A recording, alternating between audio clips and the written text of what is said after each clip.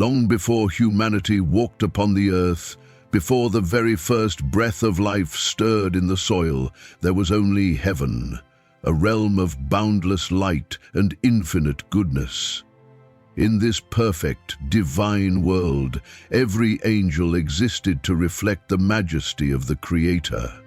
Their light was immense, their reverence deep, and their purpose unwavering. But among these celestial beings, there was one who stood out, a figure so radiant that even the heavens themselves marveled at his brilliance. That being was Lucifer. Lucifer was not just an angel, he was the epitome of divine perfection. You were the seal of perfection, full of wisdom and perfect in beauty.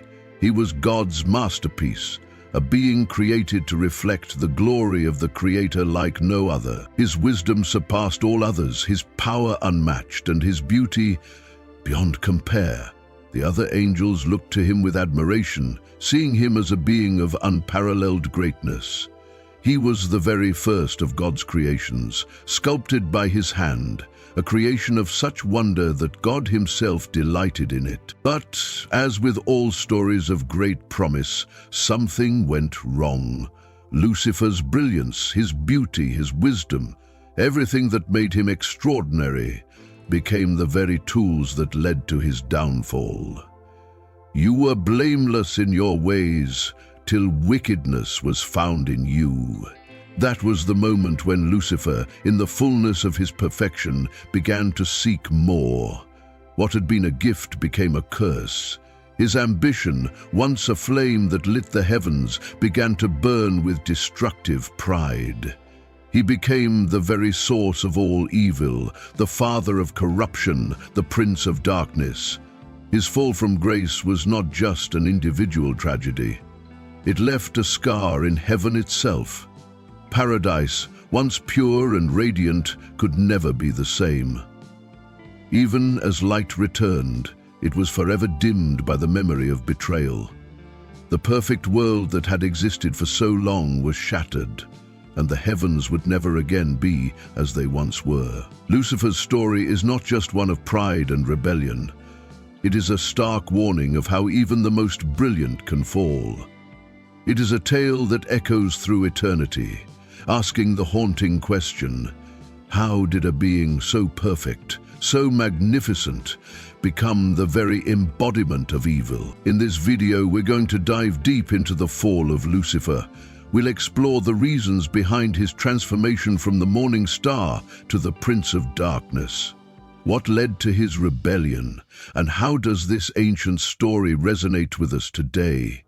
Join us as we uncover the origins of evil and the profound lessons that the fall of Lucifer still holds for us. Let's embark on this journey together and understand how even the brightest light can be overcome by the shadow of pride.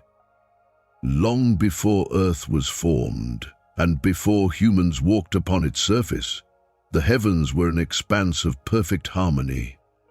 The universe was in divine order, a realm where every angel had a unique role, each fulfilling a higher purpose. In this celestial order, the seraphim burned with eternal love, their voices unceasing as they echoed through the heavens, "Holy, holy is the Lord Almighty."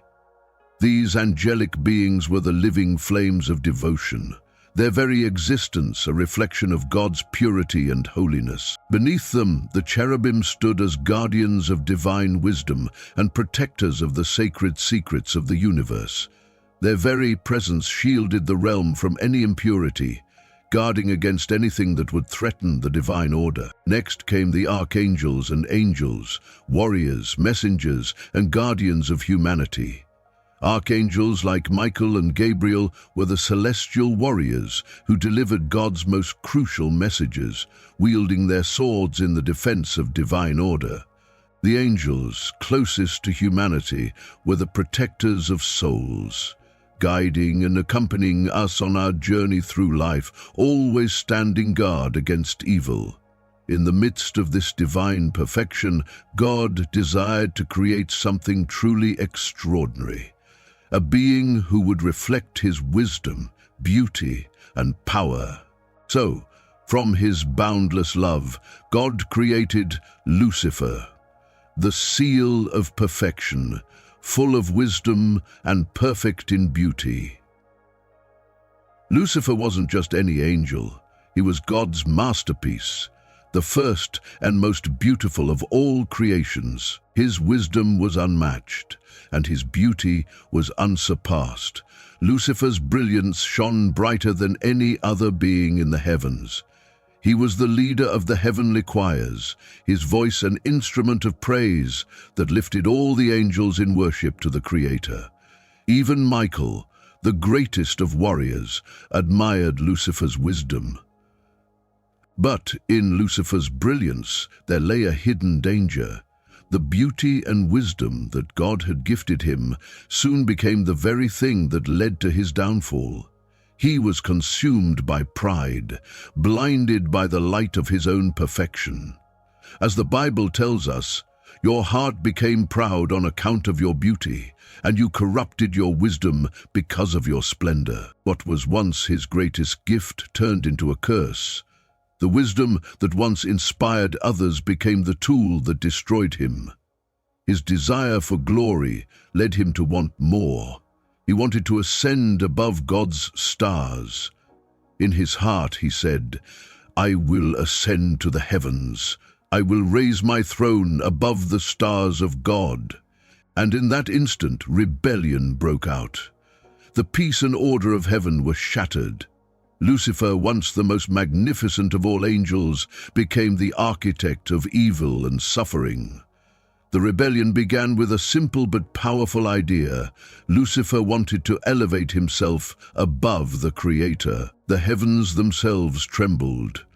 Jesus, in his divine insight, said, "I saw Satan fall like lightning from heaven." The rebellion was swift and violent. In an instant, Lucifer was cast out of the heavens, banished from the very light that had once been his home. His glory faded, and the morning star, once the greatest of God's creations, was plunged into darkness. But how did this happen? Why did such a brilliant and beautiful being fall so far? The answer lies in the fact that Lucifer is rarely mentioned directly in Scripture, even though his influence is immense. His story is often fragmented, told in bits and pieces, hidden in symbolic language. This is not because he is insignificant, but because his fall represents a mystery, one that reveals the dangers of pride and the consequences of turning away from God. To truly understand Lucifer's fall, we must look beyond the Bible and explore writings from other sources. Father José Antonio Fortea's History of the Angelic World and St. Augustine's works provide a deeper understanding. Augustine in particular offers insight into Lucifer's tragic flaw. Lucifer, blinded by his own light, sought to equal God. In his quest for more power, he sought to place his throne above the Creator's. But in doing so, he was cast out of the heavens.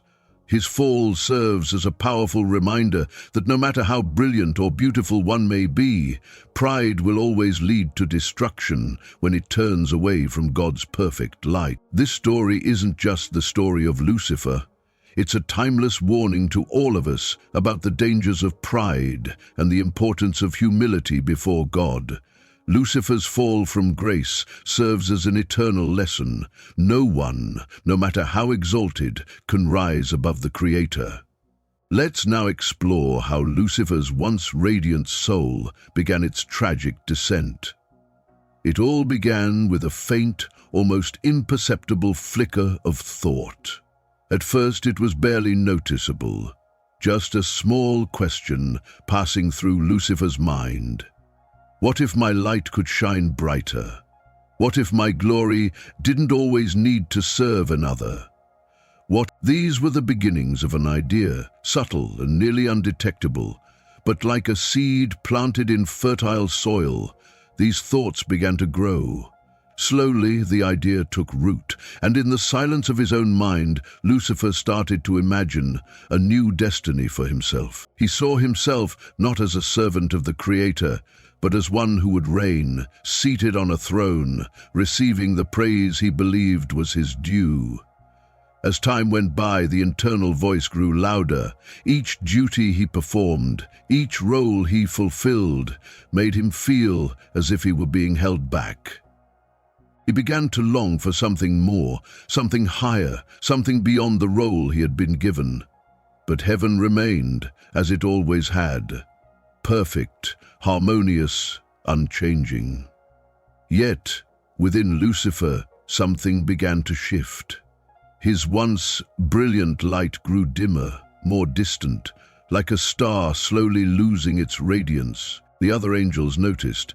His demeanor became more introspective, less engaging. Where once he had been the shining beacon, he now seemed lost in his own thoughts. His heart turned inward. Gabriel, sensing the change in Lucifer, approached him one day, his voice filled with concern. "Lucifer, brother, what burden weighs on your heart? Your light grows restless." Lucifer, with a distant gaze, replied coldly, "There are things even we cannot understand, dear Gabriel." Gabriel felt a shiver of unease, but did not press further. He saw the storm brewing in Lucifer's heart, but the words went unspoken. Day by day, Lucifer began to distance himself from his duties. His once rimmed voice, which had led the heavenly choir with such power and grace, became quiet. His absence was felt deeply, like a star fading from the sky. At the praise gatherings, where he once stood in the front with his brothers, he now lingered in the back, his gaze upward, a mix of pride and quiet resentment flickering in his eyes. Heaven had no chains. The angels were free, free to love, to serve, and to fulfill their divine purpose. But with this freedom came the gift of free will. Lucifer wrestled with his own heart, torn between his light and his growing shadow. As his internal conflict deepened, others began to sense his growing discontent. Some angels, still dazzled by his former glory, began listening to his voice in a new way. They followed him silently, as if he could lead them to something greater, something beyond their current existence. One cherub, noticing the change in Lucifer, approached him with concern. "Lucifer, do you no longer find joy in singing?" Lucifer, with a cold smile, answered, "I've found other pursuits. Perhaps there's something beyond what we've known." It was then that the morning star made his fateful decision. The spark inside him flared into a full flame, and in that flame, Lucifer declared, "I will ascend above the tops of the clouds. I will make myself like the Most High." That night, his brilliance shifted, no longer the light of praise, but a fierce blaze of ambition. Heaven, so full of peace and harmony, felt its first tremor of rebellion. Lucifer, the light-bringer, had embraced his own darkness. His name, once the symbol of God's perfect creation, was now the embodiment of defiance. Lucifer was not deceiving the angels with lies or empty promises. No, he spoke with passion, with a vision so powerful that it ignited something deep within them. His words were filled with a new light, a new purpose. He was not just another angel, he was a leader, a visionary who saw a higher path. His influence was magnetic. His goodness, his authority, his respect, and his power were all earned. Lucifer wasn't just a brilliant creation of God, he was God's masterpiece. If we truly understood the depth of God's work in creating Lucifer, we would see why even God had praised his own creation. The book of Job even tells us that despite Lucifer's fall, God's creation remained intact. Even in his sin, Lucifer retained strength and wisdom. But that didn't stop the divine warning. God called Lucifer alone. Amidst the stillness of heaven, his voice, like a deep river flowing, called out to Lucifer with love and patience. "Lucifer, my son, the seal of perfection, I sense your thoughts straying from me. In your heart, ideas are growing that separate you from the eternal." God's voice was filled with sorrow, yet there was hope. He reached out to Lucifer, calling him back from the brink, but Lucifer, consumed by his own pride and ambition, didn't hear the call. The seeds of rebellion had already taken root, and the damage was done. Lucifer, bathed in a serene radiance, gazed directly at the Creator. His voice, calm yet tinged with an unsettling undertone, broke the stillness. "Father, didn't you create me to seek understanding, to explore the depths of your creation? There's nothing I yearn for more than to uncover the mysteries you have woven into existence. Is that so wrong?" The Creator's response was a quiet, profound sorrow. His heart, vast and full of compassion, understood the delicate balance of the freedom he had granted Lucifer. He knew how even the brightest light could dim with pride if not carefully tended. "Lucifer," God spoke softly, "your longing to understand is pure, but you have allowed your thoughts to turn inward, becoming self-absorbed. The light within you, which I bestowed as a reflection of my love, has now become a source of self-deception. It is not your light that you should cherish, but mine." Lucifer's gaze fell to the ground. Within him, something darker began to stir. A fire of confusion and pride burned deep within his heart.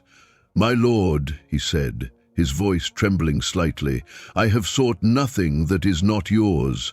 My light is your gift. How could I possibly turn away from you when I was created by your hand?" God's eyes, filled with both tenderness and an unspoken sadness, softened as he watched Lucifer's internal battle. He knew the truth. The splendor Lucifer once radiated now began to fade. God's hand extended gently toward him, offering a quiet invitation to return to the source of all light. "Son, remember where all light originates. Do not let your heart fall into darkness. If you turn to me, your brilliance will flourish, and together we will become even greater than any solitary thought you may have." But instead of peace, Lucifer felt something sharper, a sting, a deep discomfort that he could not comprehend. Why did God warn him so? Didn't God trust him? He withdrew, not with a word, but with a quiet resistance. Beneath the surface, an invisible distance grew between them, a chasm widening without either realizing it fully yet. The light within him faltered, and Lucifer took a step further away from the Creator's embrace. As the days stretched on, Lucifer's once pure desire to explore the depths of creation began to morph into something darker. It started as a mere whisper, an almost imperceptible question. What if my light could shine brighter? What if I could be more than what I was made to be? These questions, small and fleeting, began to take root deep within his soul, quietly growing in the silence of his thoughts. Over time, the light that had once shone so purely now became tinged with something else: ambition. He no longer looked at God with the same adoration. Instead, he began to imagine himself in a higher place, one where his glory would be praised and exalted. God, in his boundless love, sensed the shift within Lucifer. He called to him, his voice soft yet filled with sorrow. "Lucifer, I have seen the path you're taking, and it pains me to see you like this. Your light is turning to shadow. There's still time, my son, if you return. The love within you will bloom anew." But Lucifer, now consumed by the desire for self-gratification, refused to listen. A quiet storm of pride brewed within him, urging him to believe that he was destined for something greater. "Don't I deserve more, God?" he silently reasoned, justifying his thoughts. In his infinite patience, God did not force Lucifer to return, for he knew that Lucifer's free will was part of the divine gift. "I will not turn away from you," God said, his voice filled with sadness.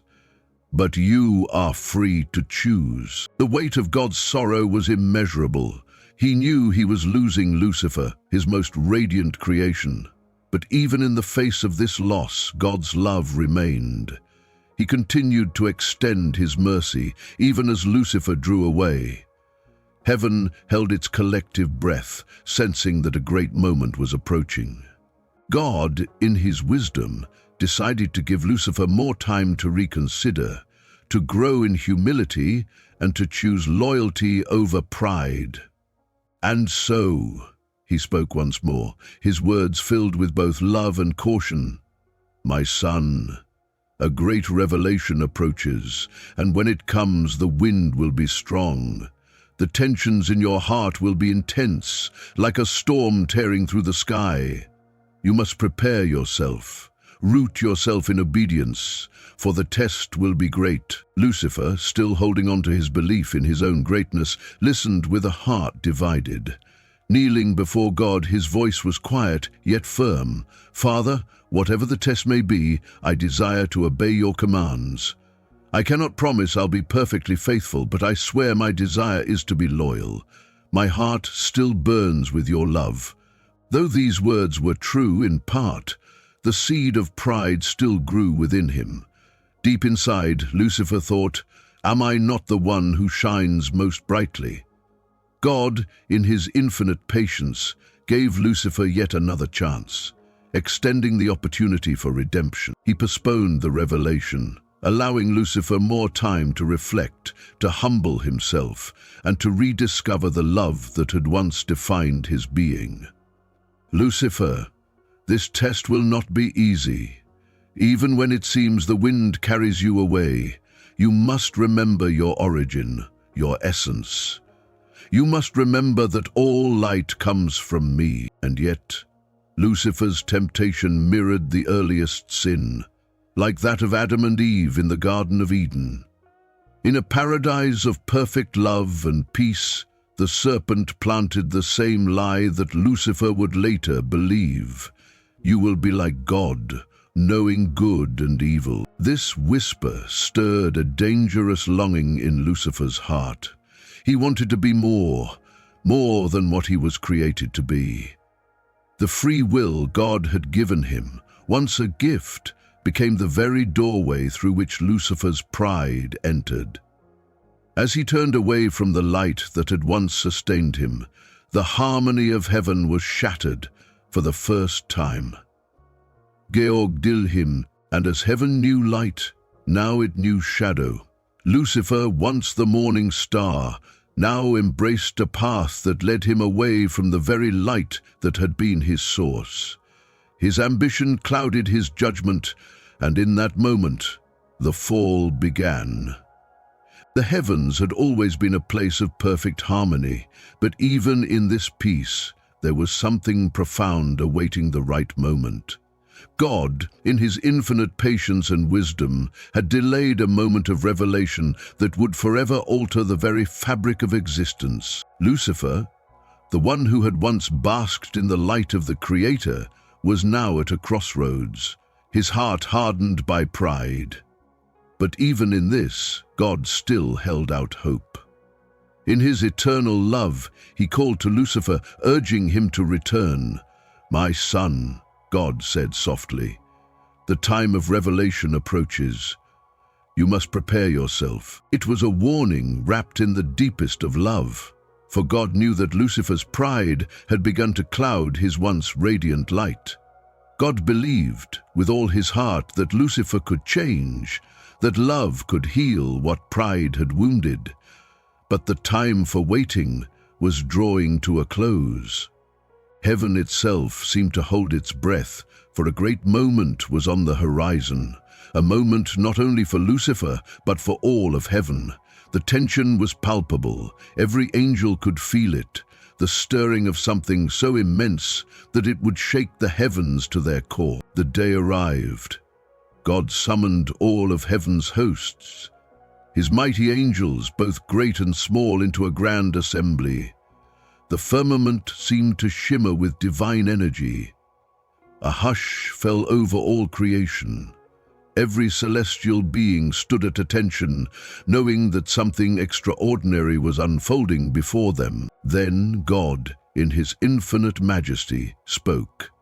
"I will create a material universe." His voice resonated through every corner of the cosmos. "A place where life will flourish," he continued, "a place that will reflect my love and glory in a new way." Before the eyes of every angel, God revealed the first glimpses of this new creation. Stars, galaxies, and planets spinning in perfect harmony. The angels, awestruck by the Creator's vision, could hardly fathom the vast beauty of what was to come. The universe, once mere thought, was now becoming reality. But then, God's words deepened even further, taking the angels by surprise.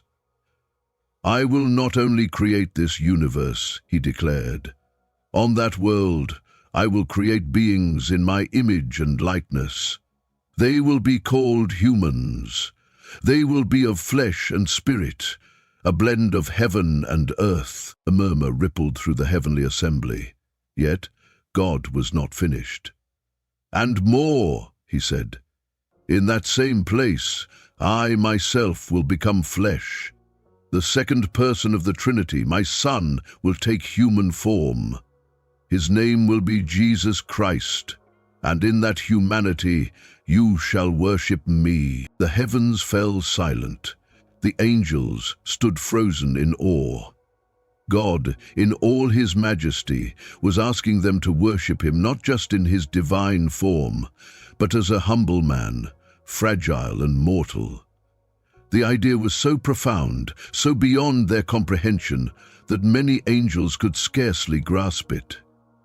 To worship a God who would take on such humility, such vulnerability, was unimaginable. And yet, as if struck by the deepest mystery, the angels erupted in a chorus of praise.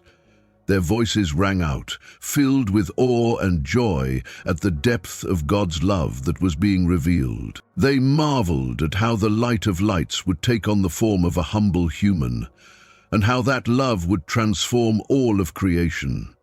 God's plan, so unimaginable in its scope, was a testament to the depths of his love for all that he had created.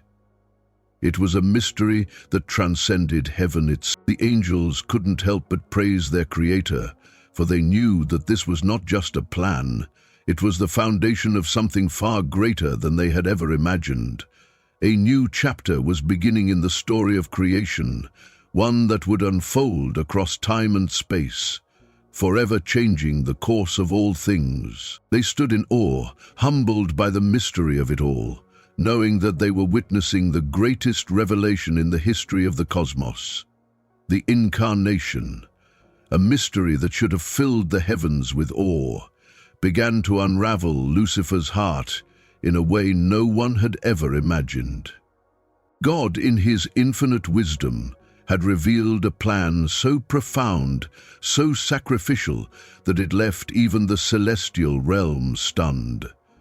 But among the angels, there was one whose response was vastly different from the joy and praise that filled the firmament. Lucifer, the morning star, stood. He made no sound, offered no cheer. He remained motionless, as though the light of heaven itself could no longer reach him. His eyes, once radiant, were now clouded with a deep and dangerous storm. God's revelation that humanity, created in his image and likeness, would eventually fall into sin, was a truth that should have moved even the hardest of hearts. But it did not move Lucifer. Instead, it sparked a fire within him, one that began as a whisper and grew into an all-consuming rage. Lucifer could not reconcile the idea that God, in his perfect holiness, would descend into human form. He could not understand why God would choose to sacrifice himself for being so frail, so unworthy. Well, Lucifer thought bitterly, Why would perfection lower itself to such a degree? Why should beings of light, like us, worship a creature of flesh? Why is it that the Creator of all would allow himself to be humbled in such a way? And as the vision of the cross unfolded before him, the idea of the crucifixion hit Lucifer like a blow to his very soul. The thought of God, his Creator, dying for humanity, who would soon betray him, was more than Lucifer could bear. The audacity of it all left him in shock. He couldn't fathom how God could love these rebellious beings so much, let alone sacrifice his life for them. Lucifer's mind swirled with disbelief and disdain. He watched as God, the Creator of all, lovingly laid out his plan to save mankind, and his heart twisted in disgust. The incomprehensible truth of the incarnation, the fact that the Creator would choose to become one of them, created a storm within Lucifer that shook him to his core. Well, not me, he thought. For all these centuries I have been the greatest, the closest to the throne. Why wasn't I chosen for this role? What is it about my brilliance, my beauty, my wisdom that makes me less deserving of such a glory? The bitterness inside him began to take shape, coiling around his heart like a serpent, whispering lies and feeding his pride. The same light that had once illuminated his heart now burned with a dark intensity. His love and respect for God, so pure, so radiant, began to dim. The very things that had once defined him, the virtues of light, wisdom, and beauty, now seemed insignificant in comparison to the glory that had been promised to someone else. Lucifer was no longer the radiant angel who had once reflected the perfect light of God. His beauty, his honor, all of it seemed to fade as his thoughts spiraled deeper into pride. His heart, once filled with reverence, now simmered with resentment. The seed of rebellion had taken root, and from that seed grew a powerful storm, a storm that would forever change the course of creation. In that moment, Lucifer's gaze turned away from God. The anger that surged within him blurred the once clear vision of truth, and though he had been loved beyond measure, Lucifer's choice was clear. He would no longer serve. The path of rebellion was now the one he would walk. The very Creator who had made him, the one who had once been his greatest love, now stood as the object of his defiance. The decisive moment had arrived, an event that would forever reverberate through the cosmos. The great assembly of angels stood before God, their hearts filled with awe, ready to witness the unfolding of a mystery far beyond their comprehension. God, with his eternal wisdom, had unveiled a new plan, one that would forever change the course of creation. He had chosen to take on human form. He would become flesh. The angels knelt in worship, their spirits humbled before the Creator, honoring the profound revelation of the incarnation. But among them there stood one Lucifer. Lucifer, the once glorious morning star, stood motionless in defiance. His stance was rigid, his eyes locked on the throne of God, yet his heart was far from reverence. Heaven, which had always been a place of harmony and joy, now felt the tension of his silent rebellion. While the others knelt in awe, Lucifer remained standing, unmoved by the divine act that had brought so much joy to the celestial realm. His presence, once a beacon of light and beauty, now cast a long shadow over the firmament. With deliberate calmness, Lucifer broke the silence. His voice, once a source of divine harmony, now echoed with cold finality, reverberating through the heavenly realm. "No," he uttered, the word striking like a thunderclap, shaking the very foundations of heaven. It was not a mere refusal, it was a proclamation of defiance, a rejection of God's plan. The angels froze in shock, their hearts gripped by disbelief. How could the most beautiful of all angels, one who had been so close to the Creator, reject him with such coldness? God's gaze fell upon Lucifer, filled with both sorrow and compassion. He had given Lucifer every opportunity to understand, to embrace the divine purpose, yet here he stood, defiant and unmoved. "No," Lucifer repeated, his voice rising in force. "No." The angels, still in disbelief, watched as Lucifer's defiance took on a life of its own. The very light that had once shone so brightly now seemed dim, twisted by pride and anger. How could this be? How could the one who had once been the most honored of all challenge God? Lucifer then turned from the throne of God, his eyes sweeping over the assembly of angels. There was no more warmth in his gaze, only the chill of contempt. With deliberate slowness, he addressed the gathered angels. "Don't you see?" he asked, his voice dripping with dark wisdom. "This is a mistake. Can't you see how absurd it is, what God is asking of us?" His words, filled with reason and self-assuredness, seemed to strike a chord with many of the angels. He asks us to worship a form less than ours, to lower ourselves before mortal flesh. This isn't glory, it's humiliation. Lucifer's words hung in the air like poison, each sentence planting seeds of doubt in the hearts of those who listened.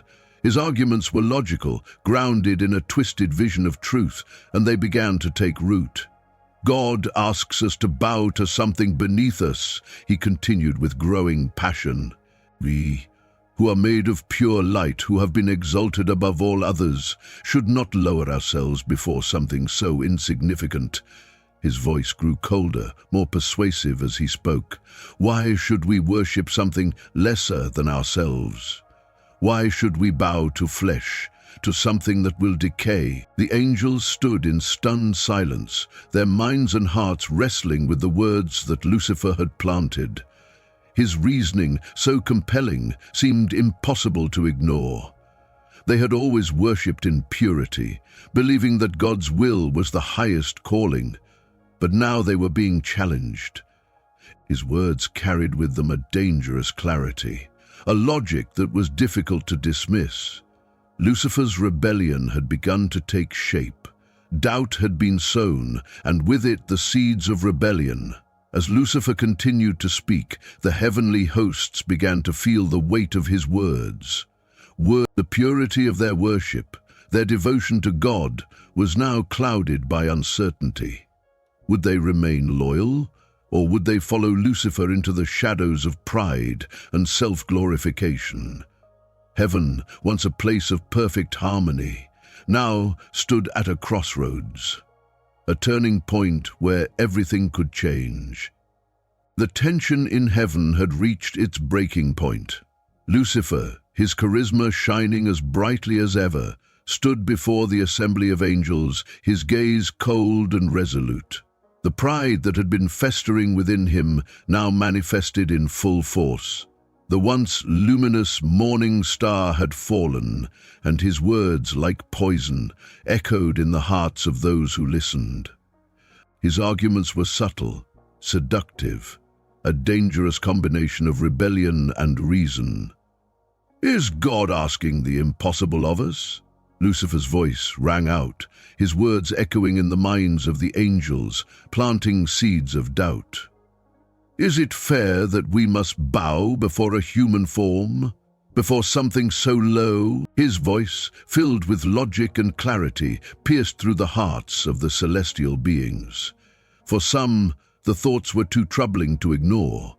Shadows of rebellion began to creep into their hearts, nurtured by Lucifer's persuasive words.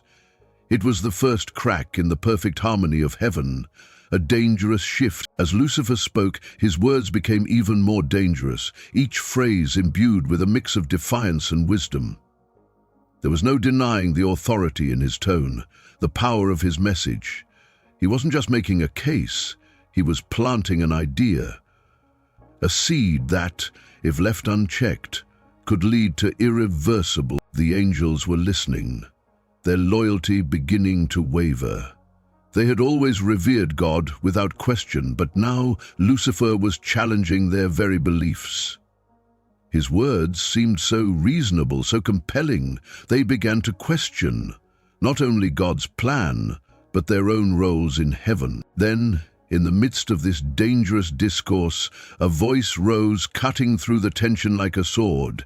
It was Michael, the archangel, the smallest of them, but with a purity that was unmatched. His words were simple but powerful.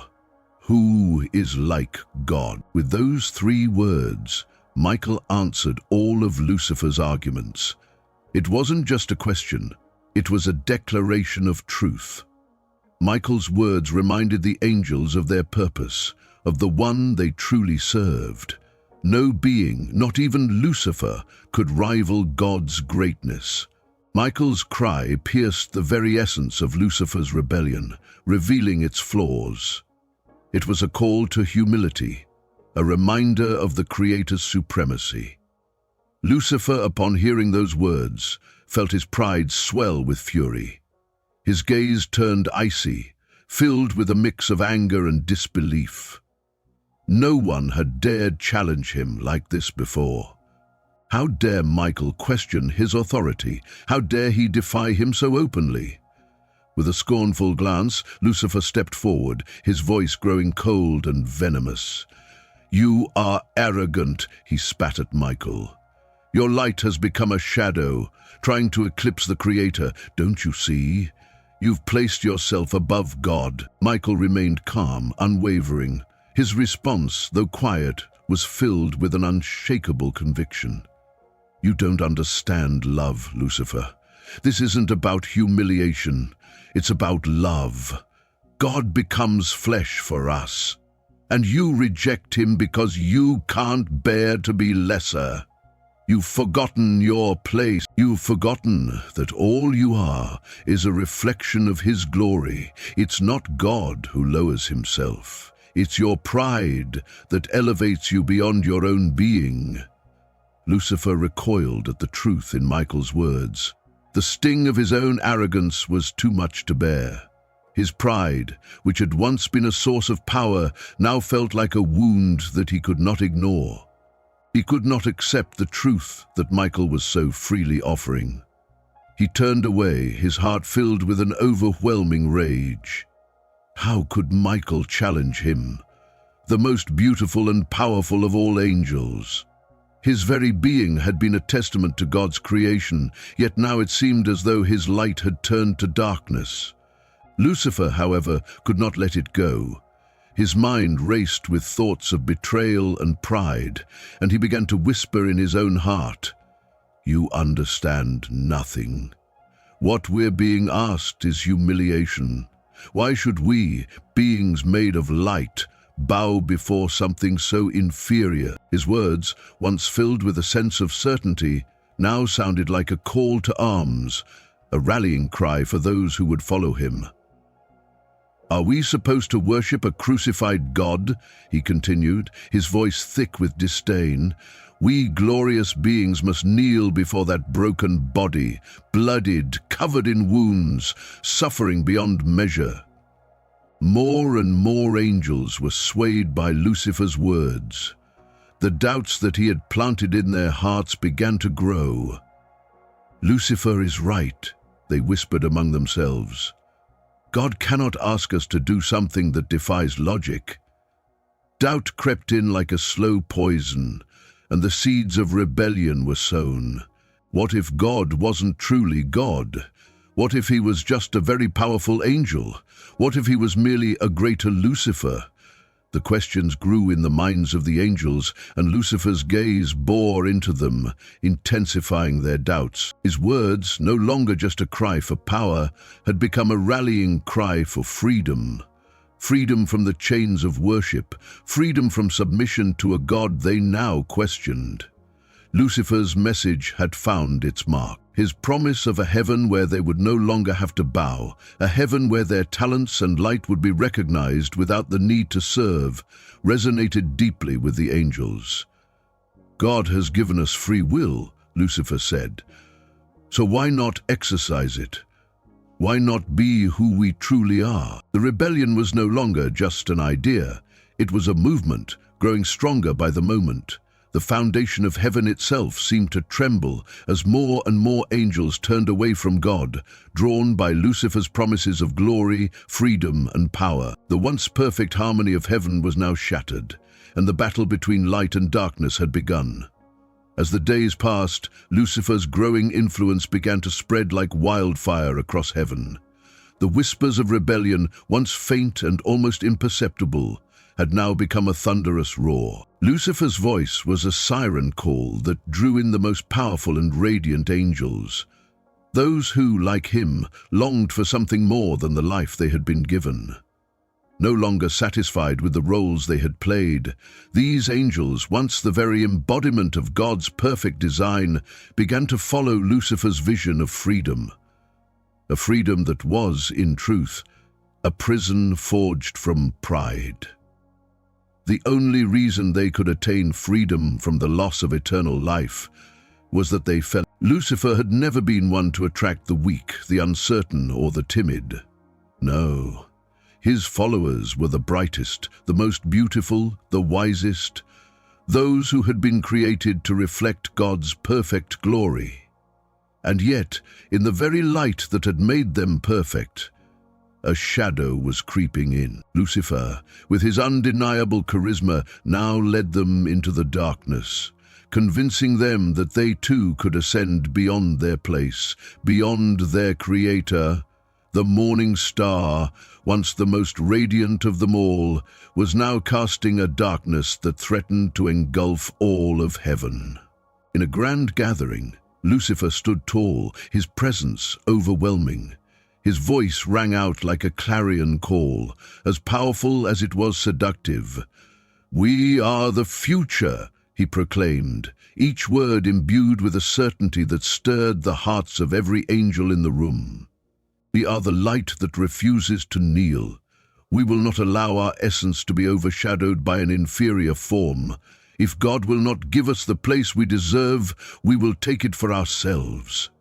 The very air seemed to tremble at his words, as every angel in his army felt the weight of his vision pressing down on them. The path he laid before them promised power and glory, but it was a road that led away from the light. Thus Lucifer's rebellion grew, and so did his army. But these were no ordinary angels.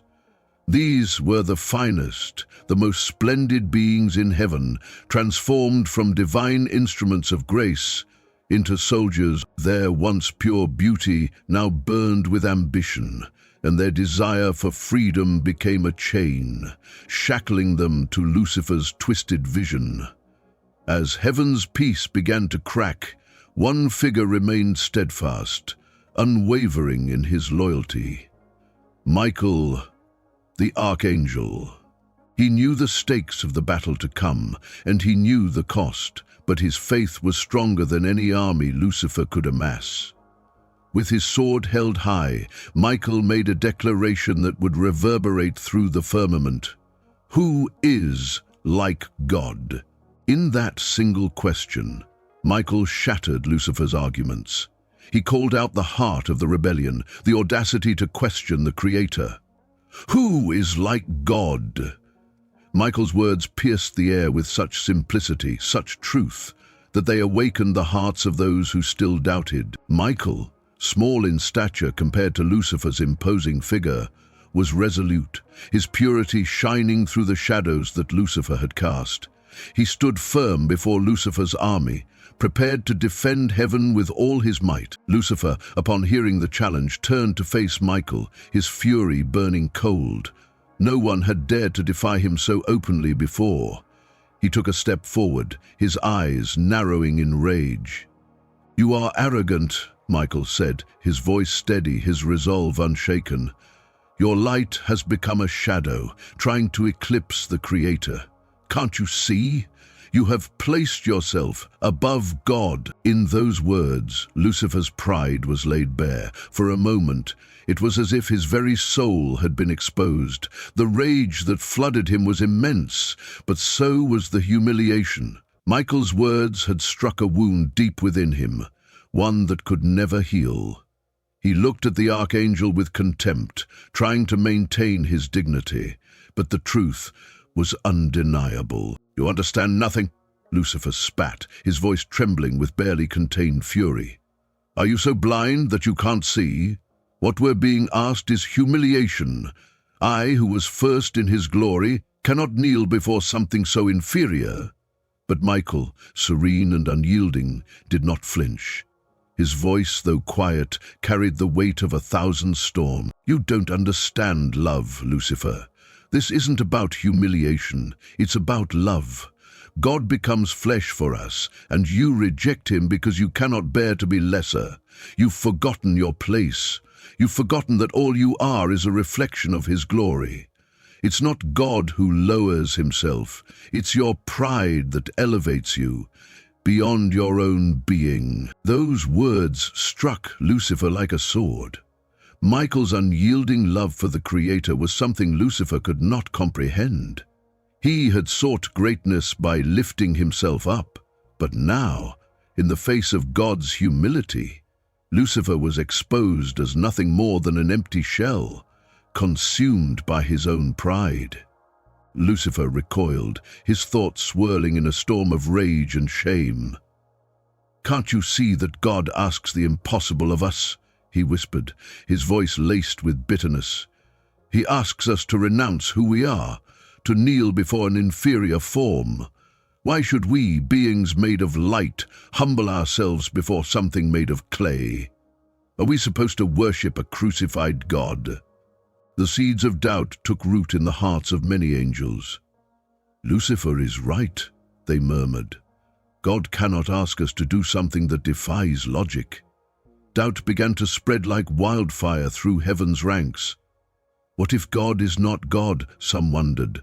What if he's just a very powerful angel? What if he's merely a greater Lucifer? And with that doubt came the rebellion, full and strong, as the angels began to question their very purpose, their very existence. Lucifer, sensing the growing unrest, knew he had struck at the very heart of heaven. He did not speak of hate or violence. No, his words were more insidious.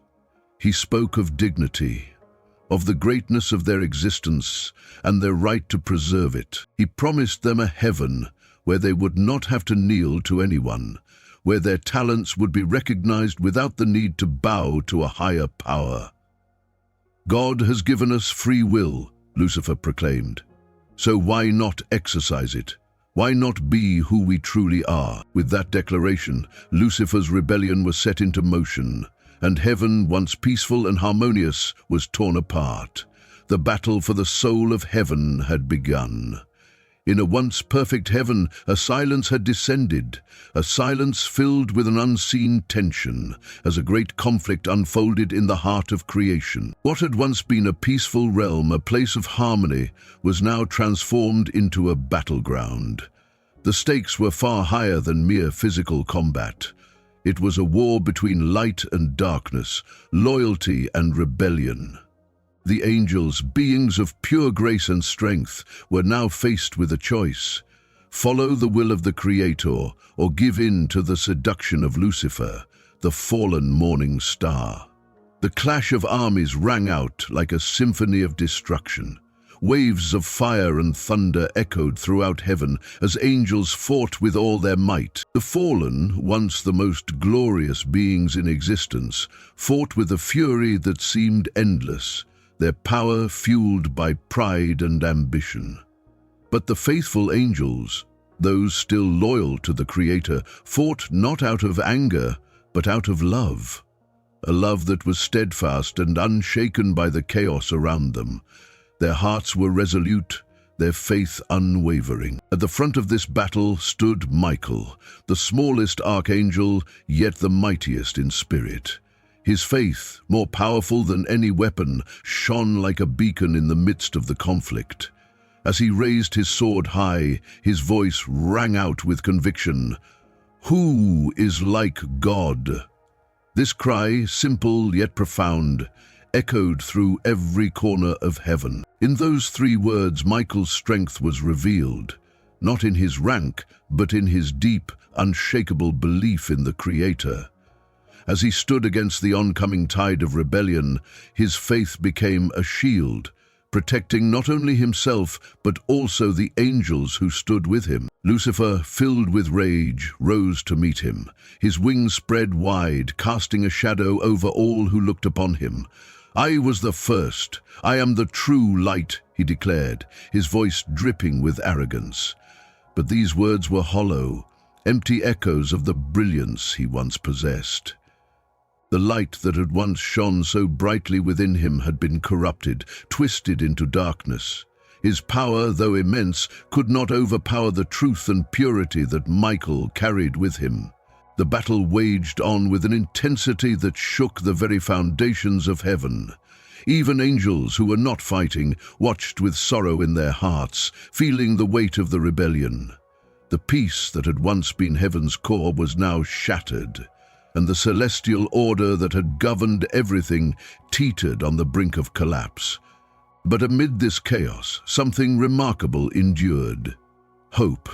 The love and faith of the loyal angels remained steadfast. Each blow they struck, each step they took toward Lucifer's army, was a step taken with love, not hatred. And in the end, it was this love, this unwavering faith, that led them to victory. Michael's sword, raised high in the name of truth and goodness, delivered the final words of the battle. "By God's power, fall, Lucifer." In that moment, the very air seemed to crack, and the rebellion began to crumble. The fallen angels, a third of heaven's hosts, were cast out, their glorious forms now nothing more than fleeting shadows, dragged away from the light they had once known. Lucifer, the morning star, was no more.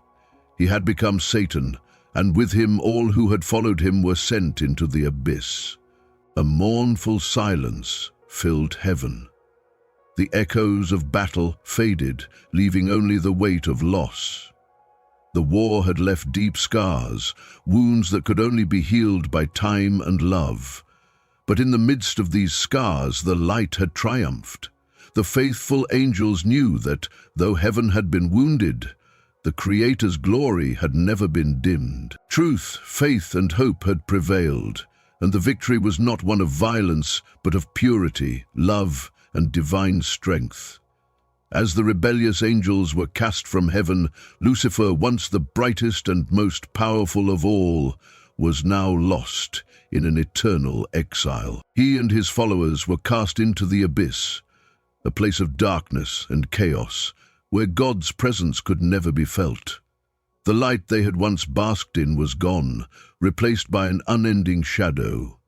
The faithful angels, though heavy-hearted, knew that heaven's peace had been restored. Michael's words, "Who is like God?" now echoed throughout the cosmos, a reminder that God's glory is infinite and that nothing, not even the brightest light, can surpass his love. The expulsion of Lucifer and his followers was not just a punishment, it was the fulfillment of God's justice. The rebellion was over, and the heavens, though forever changed, remained a testament to the enduring power of love and faith. Lucifer, now called Satan, felt the heavy weight of his fall like an agonizing iron, searing through his very being. He had been ripped from the place where light and peace once enveloped him, cast into the abyss far from God's presence. This separation from the divine was not just a punishment, it was a wound deeper than anything physical could cause. The underworld he found himself in wasn't yet the final hell, but it was a place of darkness and chaos, utter spiritual isolation, a realm where peace was an impossible dream, and God's glory was absent. And yet, this new existence, this hellish exile, marked the end of Lucifer's purpose as he had once known it. However, pride and fury twisted his pain into something far darker. No longer satisfied with simply falling from grace, Lucifer's thoughts began to fester into a new mission. If he couldn't share in the glory of heaven, he would make it his goal to destroy it wherever he could. And so, in the deepest, darkest corners of his mind, a plan was born. A plan that would lead him to a deeper hatred, a hatred for God's creation. His eyes turned to the material world that God had begun to form. If Lucifer could not have heaven, he would destroy humanity, God's most precious creation.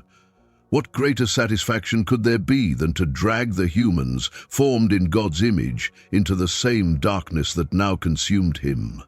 Humans had replaced him, and in his rage, Lucifer decided that if he could no longer stand in God's presence, then they didn't deserve it either. His hatred grew into a mission to corrupt creation itself. The effect of Lucifer's fall was not confined to the depths of the underworld. His rebellion had far-reaching consequences, bringing the battle between good and evil into the heart of the world. Evil became more than just an absence of good. It began to take form, becoming a force that sought to influence and manipulate. The demons, under Satan's command, worked to sow the seeds of pride, envy, and despair in the hearts of humans, the very emotions that had caused their own downfall. God, in his infinite wisdom, allowed this separation. The act of casting Lucifer and his followers out of heaven wasn't merely a punishment. It was a necessary act of justice. God's perfect love would not allow rebellion to go unchallenged, and his justice demanded that those who had rejected his light could no longer dwell in it. But even in this moment of justice, God's love remained. His love was always there, but his justice could not permit the rebellious angels to remain in heaven. The balance between love and justice was displayed perfectly in this act. Justice required that the fallen be cast out, but God's love still allowed them freedom, a freedom that led them into their own darkness. This was the price they paid for their defiance. The consequences of Lucifer's rebellion were now clear. His mission to corrupt creation had begun, and the battle between good and evil would rage on, not just in heaven, but on earth as well. Lucifer's fall didn't mark the end of his influence. It only set the stage for a battle that would stretch across time and space. Once the most radiant of all angels, Lucifer, now known as Satan, became the embodiment of rebellion, vowing to undo the divine creation that had dethroned him. This rebellion didn't end with his expulsion from heaven. It shifted focus to earth, where humanity would become the battleground for his war against God. After his fall, Satan, filled with seething hatred and frustration, sought to twist humanity into a mirror of his own corrupted soul. In his mind, humans were a mockery, a creation of light that had taken the place he once held in heaven. His bitterness took shape into a mission to drag every human soul into the shadows, to deny them the peace and glory of God's presence.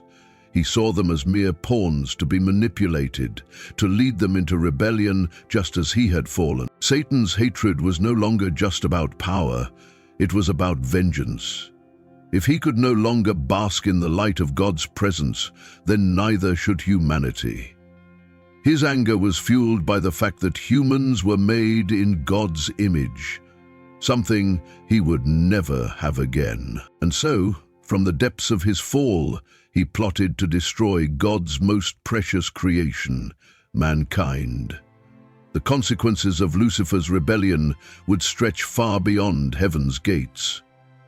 The moment he and his fallen angels were cast out, the balance of good and evil on earth was shifted. Evil was no longer merely a lack of good, but an active, organized force, spreading its dark influence on every corner of the material world.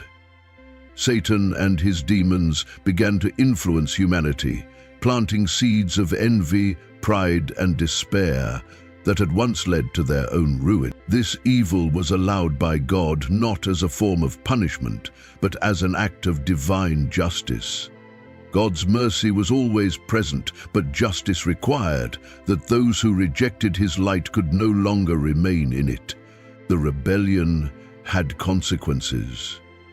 Evil's hold on the world was a direct result of Lucifer's choice, but it was also part of God's perfect plan to maintain a balance between his love and justice. Even as Satan's rebellion grew, God's love remained constant.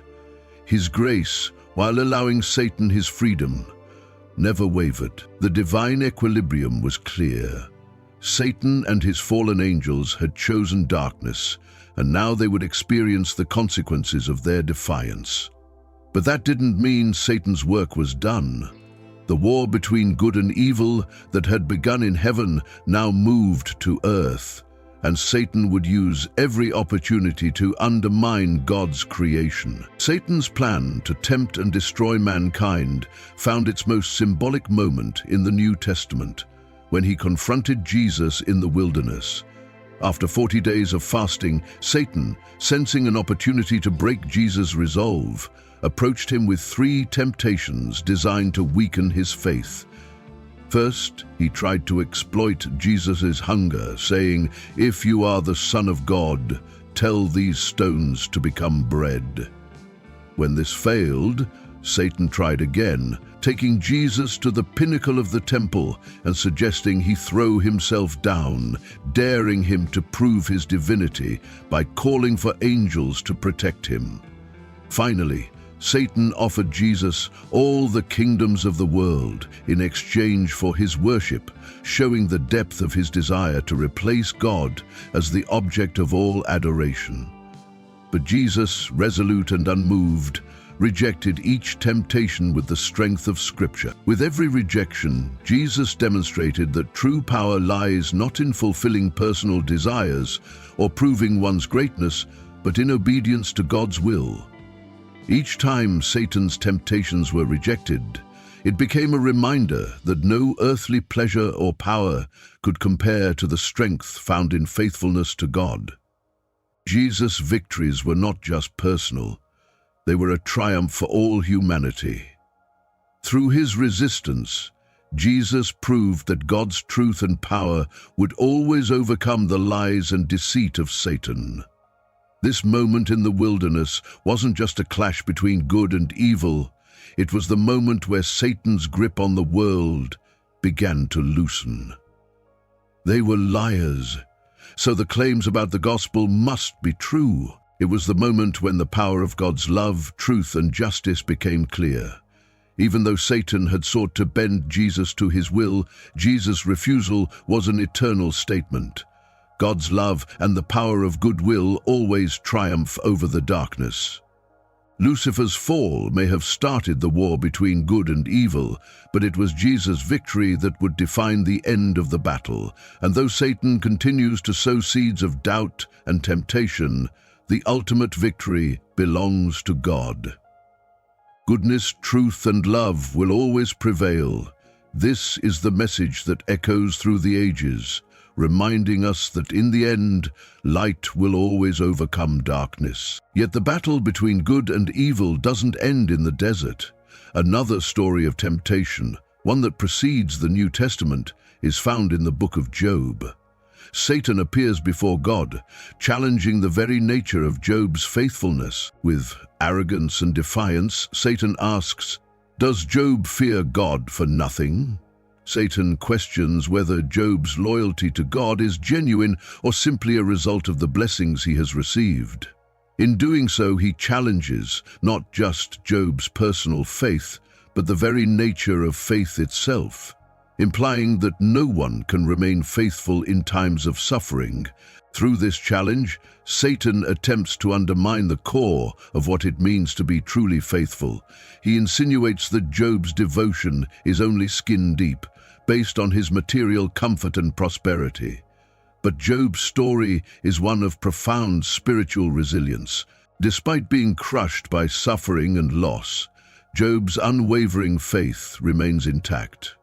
He proves that true faith is not based on blessings, but on a deep-rooted commitment to God, a loyalty that endures even in the midst of agony. While Satan seeks to destroy faith at its core, Job stands as a testament to the strength of the human spirit and the enduring power of faith. Even in the darkest of times, Job demonstrates that true faith is an unwavering devotion that withstands trials, suffering, and the forces of evil. It is the same forces of evil, led by Satan, that have continued to test humanity throughout the ages. From the Garden of Eden to the temptation of Jesus and the trials of Job, Satan's goal has always been to corrupt God's creation. In Eden, he whispered doubts into Eve's ear, asking, "Did God really say, 'You must not eat from any tree in the garden'?" His approach was not one of force, but of subtle suggestion, slowly planting seeds of suspicion and mistrust in the hearts of the first humans.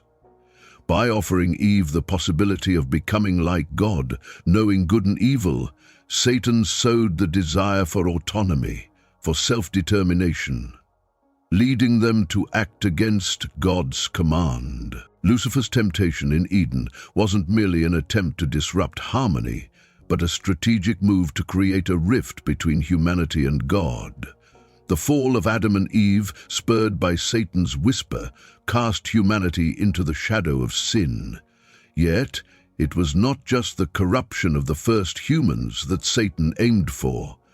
It was the disruption of God's perfect creation. By tempting Adam and Eve to take the fruit, Satan ensured that the celestial conflict would no longer remain in the heavens, but would now be fought within the hearts of every human being. Even today, Satan's influence persists in every temptation and every moment of doubt that we face. His voice continues to whisper in our ears, urging us to doubt God's goodness, to desire what is not ours, to rebel against God's will.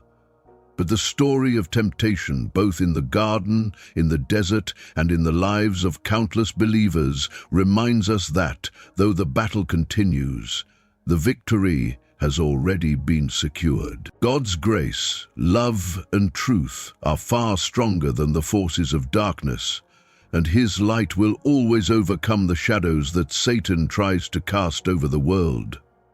In this ongoing conflict, the question remains, as it has since the very beginning, who is like God? And the answer remains unchanged: no one.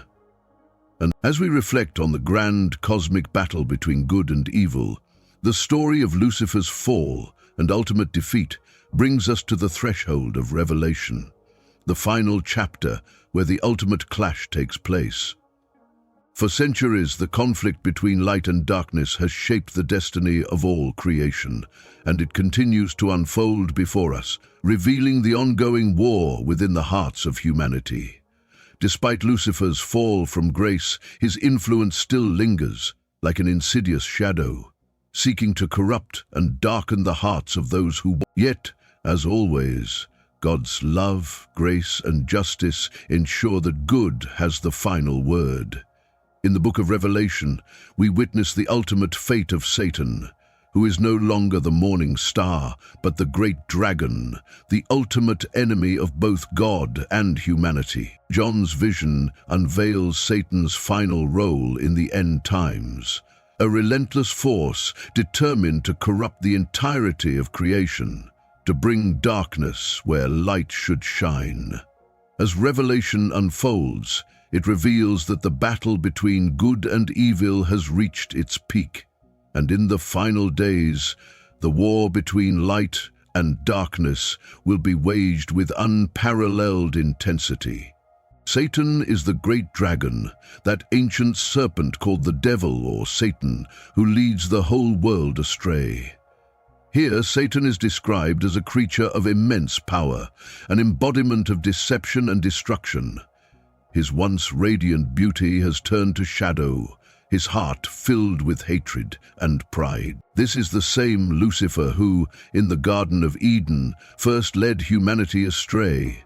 Now, in the end of time, he seeks to do the same to all of creation. Revelation gives us a haunting picture of a world plunged into chaos, where the forces of good and evil divide humanity. Those who follow God stand. Satan, in his relentless pursuit of corruption, seeks to separate humanity from the Creator, sowing seeds of doubt, temptation, and despair wherever he can.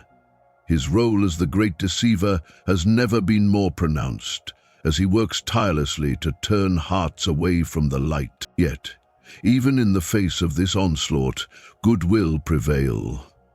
The final confrontation, long foretold, is a dramatic culmination of the battle that began in heaven when Lucifer was cast out.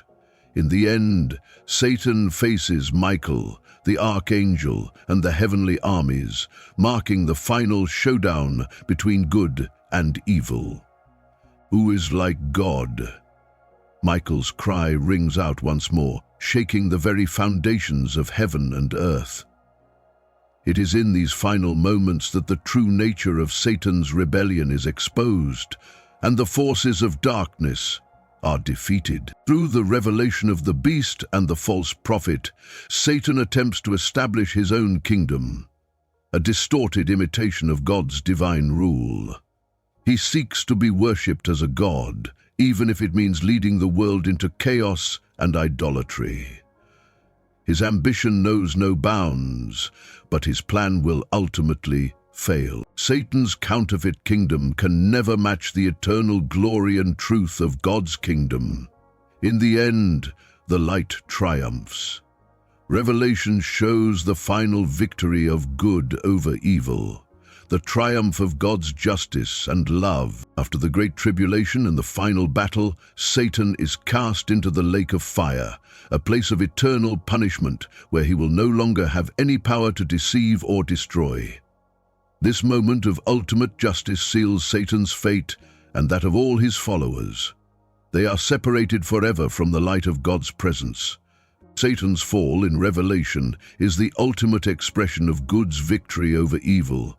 The great cosmic rebellion is finally brought to an end, affirming that evil, no matter how powerful or persistent, will never overcome the eternal light and goodness that flow from God. The battle was never about mere power. It was about the very essence of truth, justice, and love. This victory holds profound meaning for us today. It is a reminder that evil may seem formidable, but it is only temporary. Good triumphs not only through strength, but because it embodies the very essence of truth, justice, and love. In the final battle, we are assured of the divine promise of redemption and restoration for those who choose light over darkness. Revelation's message is clear. Though Satan continues to tempt and lead astray, his power is limited and his rebellion will ultimately fail. This story of his fall and defeat underscores the truth that, no matter the challenges, good will always prevail, the victory of light is assured, and God's love will shine forever.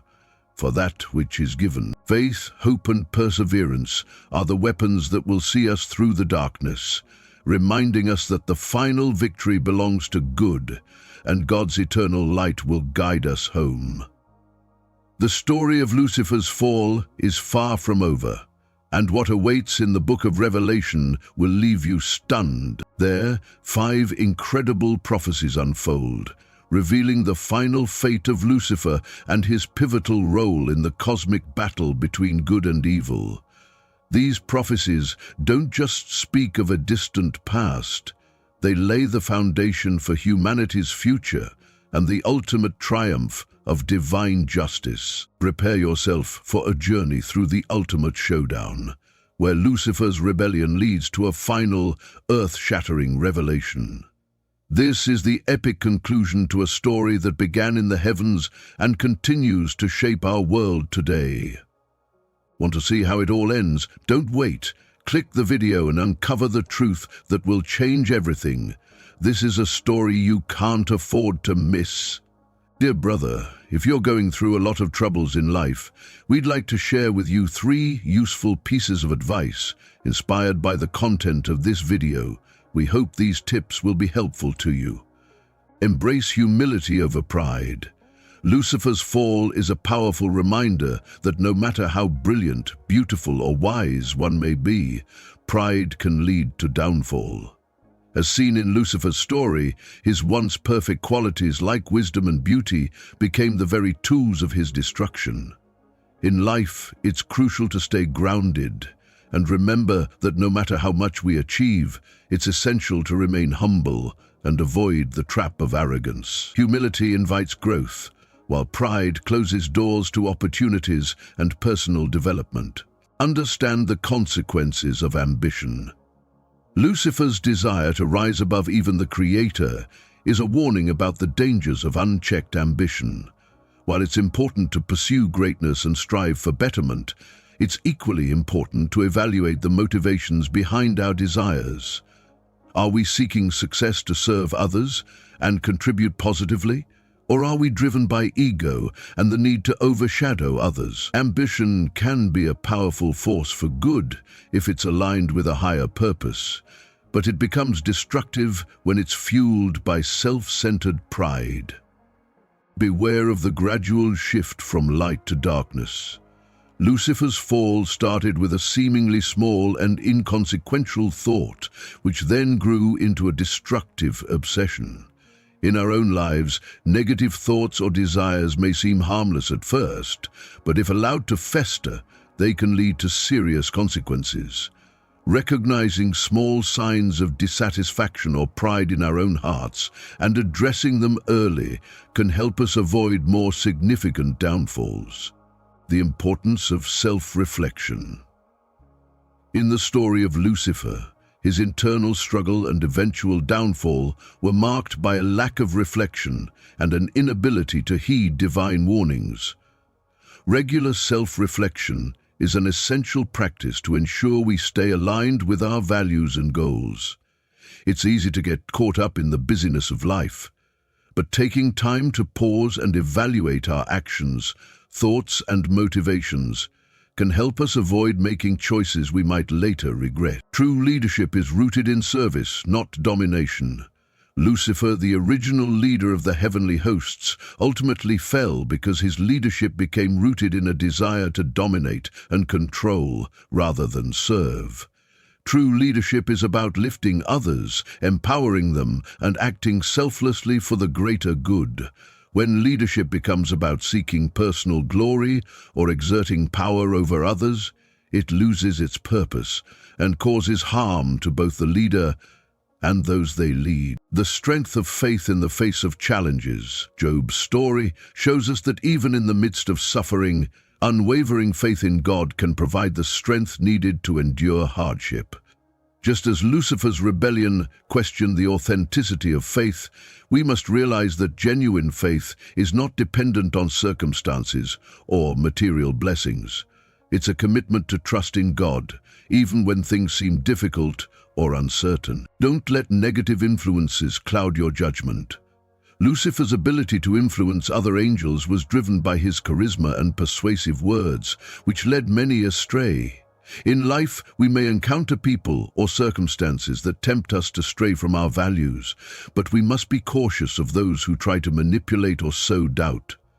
Surrounding ourselves with positive influences and strong values will help us stay grounded and make sound decisions. Never underestimate the power of God's grace and justice.